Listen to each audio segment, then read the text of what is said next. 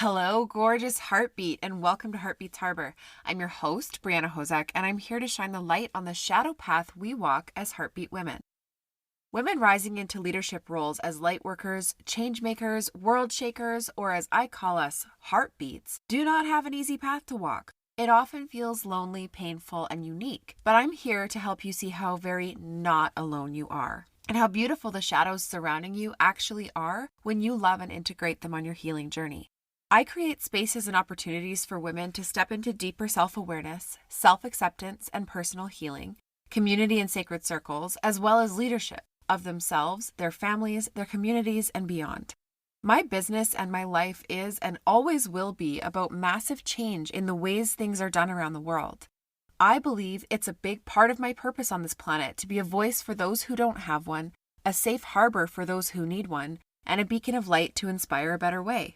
None of this is easy. I've learned that big impact requires bold action and delusional levels of confidence, as well as a ton of shadow work. If you love what you hear on this podcast and you want to be part of the growing, supportive online village of Heartbeats Harbor, make sure you join my Facebook group, which is linked below in the show notes. Now, I can't wait to get started, so let's turn on the lights. Hello, everyone. Welcome back to another episode of the Heartbeats Harbor podcast. Today, I want to talk about the entrepreneurial journey into leadership. Being a leader, a real leader, has many layers.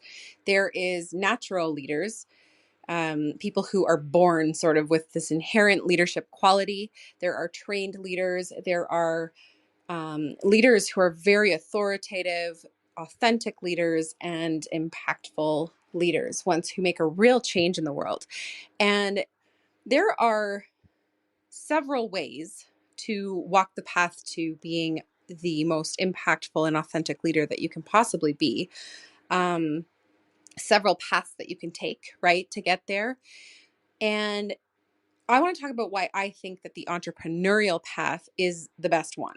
Okay. And even beyond that, there are multiple entrepreneurial paths.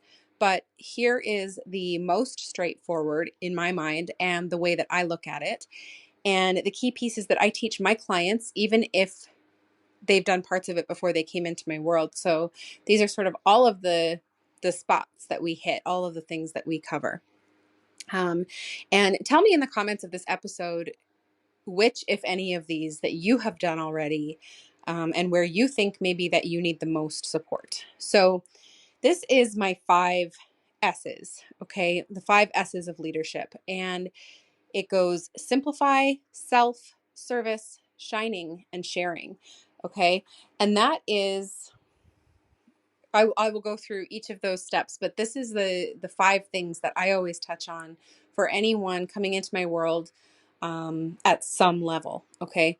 Whether clients, audience members, just people I'm having a conversation with, it's sort of the main things that I talk about. So first off is simplify, and ideally this is first, and I'll explain why. So to be an entrepreneur and to become successful, you need things to be as simple as possible. Otherwise, we get into burnout, we get into overwhelm, right? We are doing way too much, and we're unfocused and we're all over the place and we just don't get there as fast as we could. And yet, as entrepreneurs, we tend to overcomplicate things often. And I personally believe this is because people with ADHD, multi-passionate people, people who like change and who think outside the box, they make the best entrepreneurs. And because of that, we test all the different ways, right? It's like we have to try them all first. Especially if you're like me, a manifesting generator, we are specifically designed to try all the ways. So, however, okay, we may overcomplicate things more often. What we want to aim for is simplifying everything. And we can simplify everything in our lives, from our schedules, our routines, our habits, our meal planning, and our surroundings, our stuff, right? Our physical clutter that's around us, right down to our learning. like not doing 5 courses at once, or to the offers that we're creating, like not doing 31 offers in a month, like I just did. So we can literally apply this in every area of our lives. And I have offers from A to Z in this area, because simplifying and decluttering was actually the path out of deep, deep depression and a very dark part of my life into the next step, which is, again, this is the steps in the order that make the most sense to me and the way that I apply them in my business and with my clients and with my audience. But the next step for me was self. So once I got myself out of that depressive funk by simplifying my life and making it manageable for myself again, I moved on to working on myself.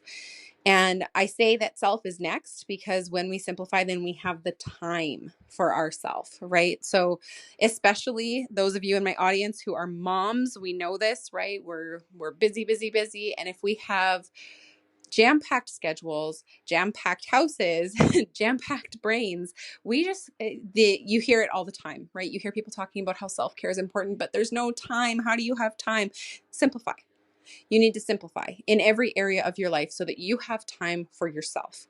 And that is non-optional. That is why so many moms and entrepreneurs and, so many people in general are overwhelmed, depressed, and struggling, is because their lives are not simple. They're so complicated. It's so overwhelming, and they're just shutting down. So, and obviously that's not the only reason. It's just a very common one. But once we simplify, then we have time for ourself. And ourself includes our whole person, right? From exercise, diet, self-care, personal development, spirituality, all of it, right? Every single aspect of our lives that is related to self. And this part of the journey pretty much always overlaps the others. And that's because it is our lifelong growth path. We need to figure out who we are. We need to figure out what our path is. We need to figure out what direction we're going and what we want, right? And so the self path is a very long one. It is a lifelong path.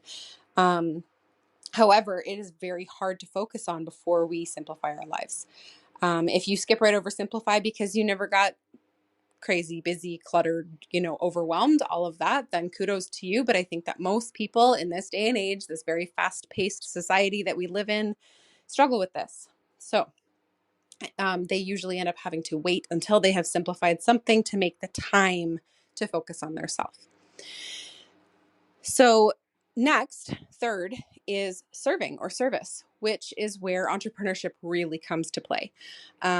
This is entrepreneurs are creating new solutions to old problems, right? That's exactly what entrepreneurship is. And we are usually trying to make life easier for either ourselves or someone else when we start onto this path. And especially for heart-centered entrepreneurs coming from a desire to serve, right? Help and heal others. And this is, for me, when I first started out, I wanted to make my life easier, right? That's how it started. And that's, I think, how it starts with most is I wanted to make my life easier. I wanted to be home with my kids instead of commuting to and from work 2 hours a day. So I started my entrepreneurship journey running a day home, being a parenting coach out of my home, unintentionally, but that's what ended up happening. And I did that for 10 years. And then, partway through that, I got to the point where I had decluttered, I had simplified my life, and I was working on myself, and I realized I wanted to help others as well, right? So it moved from making my own life easier to wanting to make other people's lives easier, wanting to help other moms, wanting to help other women, wanting to help other entrepreneur women, and ADHD women, all of it. I've sort of gone through the ringer of all the different people who I wanted to help. And very much came from a place of wanting to help and heal others and not have, not leave anyone sitting in the dust doing and struggling through the same things that I had done and struggled through. So that is the next one. moving on is the fourth one is shine or shining, which is where truly becoming your most authentic, wild, natural, and vulnerable self comes to play. This is taking entrepreneurship to the next level. This is showing the world we can make things different. We can make a really lasting change, right? And to be the best leader possible, you need to rediscover who you truly are naturally, who you were born to be, and who you most want to become, because we get a choice in the matter, right? So there's all sorts of back and forth around these topics, around purpose, around what we're meant to do, quote unquote, and all of this. And I really do believe that we get a choice. I also believe that we predetermine this before we come here, but we get to make choices all along the way. We get to do it how we want to do it. But finding out who we really are at our core is a process. It's not something that happens overnight. And I don't care who you are, you have had some sort of influence in your life that has changed you. Maybe even for the better, but it has changed you. So rediscovering who you are at your core and who you were born to be in that sense, and then also who you most want to become. And very last is sharing, which is when you step above the rest of the leaders in the world and decide that keeping others down to increase your supposed power doesn't work, at least in the long run, right? And the best, most powerful, and most beneficial for all way to lead is to bring as many people with you as you possibly can and truly embody the community and collaboration over competition mindset, and truly embody the belief that there's room at the table for everyone.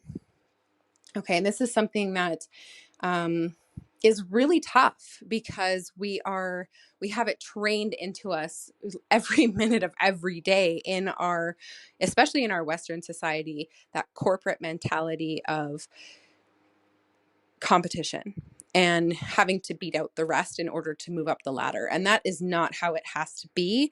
This is a different way of doing things. So I believe, and a key value for me in my life, in my business, in everything that I do, is that a rising tide truly does lift all ships, which is the whole premise behind all of my group programs, as well as, and especially in my online village I'm creating, the Facebook community of Heartbeats Harbor, which you can join at any time at the link in the show notes. We'd truly love to have you there. And it really and truly is a space that is embodying this principle of there's room at the table for everyone. It is one of my pride and joy creations and spaces, and something that I have testimonials basically that come from it daily, of people just being enamored with it, just loving the space, feeling like it's home away from home, feeling like it's their home online. It's the safe space to be, all of that. And it's truly an incredible achievement to have gotten to that point where I've created that, and that this is something that now I'm bringing into my paid programs as well. So I'm really proud to have gotten there, and that doesn't mean that I have no other of those pieces to work on. I'm consistently simplifying. I'm always looking back at, okay, what just worked, what didn't, and how can I simplify that for the future so that I'm not having to get back to the point where I'm overwhelmed again, right? And I'm also constantly working on myself. I am constantly working on my spirituality, my mindset, all of those things. And I'm a multi-passionate manifesting generator entrepreneur with ADHD, hyperactive type ADHD. So I am, coming up with all the ways to serve all the time.